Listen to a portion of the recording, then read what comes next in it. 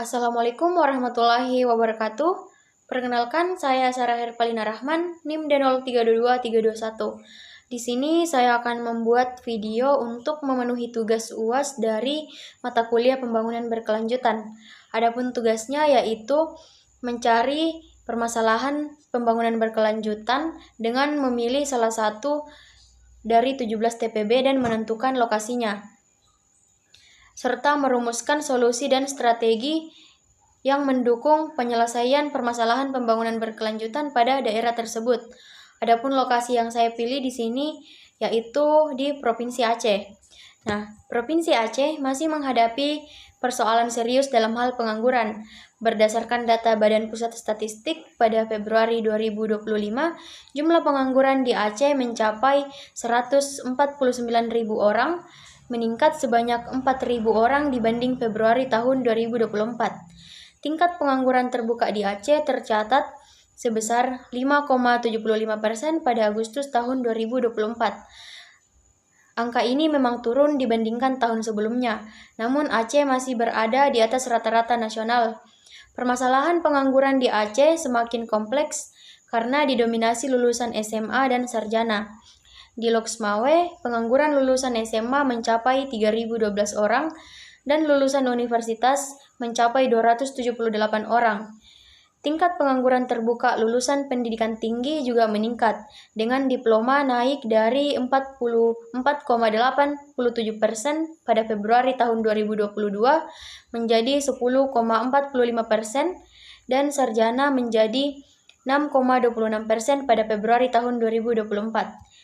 Tingginya angka pengangguran di Aceh disebabkan oleh beberapa faktor utama, seperti ketidaksesuaian keterampilan lulusan dengan kebutuhan pasar kerja, minimnya sektor industri dan swasta yang membatasi lapangan kerja formal, serta tingginya ketergantungan pada pekerjaan sebagai pegawai negeri.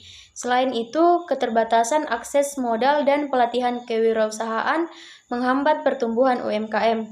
Sementara ketimpangan pembangunan wilayah membuat daerah pedesaan tertinggal dalam akses kerja. Dampak pandemi COVID-19 juga masih terasa, terutama di sektor jasa dan pariwisata yang belum sepenuhnya pulih. Adapun solusi dan strategi pembangunan berkelanjutan untuk mengatasi pengangguran di Aceh yang mendukung pencapaian tujuan pembangunan berkelanjutan Social Development Goals, khususnya pada tujuan ke-8 yaitu pekerjaan layak dan pertumbuhan ekonomi. Yang pertama yaitu penguatan pendidikan vokasi dan keterampilan berbasis pasar, di mana pemerintah perlu mengembangkan pendidikan vokasi yang lebih adaptif sesuai kebutuhan sektor strategis seperti pertanian modern, pariwisata, energi terbarukan, teknologi informasi, dan industri kreatif. Lembaga pelatihan harus melibatkan pelaku industri dalam penyusunan kurikulum, menyediakan program magang dan sertifikasi kompetisi untuk meningkatkan daya saing lulusan di pasar kerja lokal maupun nasional. Yang kedua yaitu pengembangan UMKM dan kewirausahaan berbasis potensi lokal. Penguatan UMKM di sektor perikanan, hasil hutan bukan kayu, kopi, produk halal, kerajinan tangan dapat menyerap tenaga kerja terutama di daerah pedesaan. Program pelatihan kewirausahaan, akses pembiayaan syariah, inkubasi usaha, dan digitalisasi sangat penting untuk meningkatkan produktivitas dan memperluas pasar. Penglibatan perempuan dan generasi muda dalam UMKM juga menjadi kunci inklusi ekonomi yang lebih luas. Yang ketiga yaitu pemerataan pembangunan ekonomi wilayah. Strategi ini bertujuan untuk membuka pusat-pusat pertumbuhan ekonomi baru di luar kota besar guna untuk mengatasi ketimpangan wilayah. Pemerintah daerah dapat mendorong pembangunan industri kecil dan menengah berbasis sumber daya lokal, serta memperbaiki infrastruktur seperti jalan desa, pelabuhan perikanan, dan jaringan listrik sebagai syarat utama menarik investasi dan menciptakan lapangan kerja di daerah tertinggal. Yang keempat yaitu penciptaan lapangan kerja hijau dan ekonomi kreatif.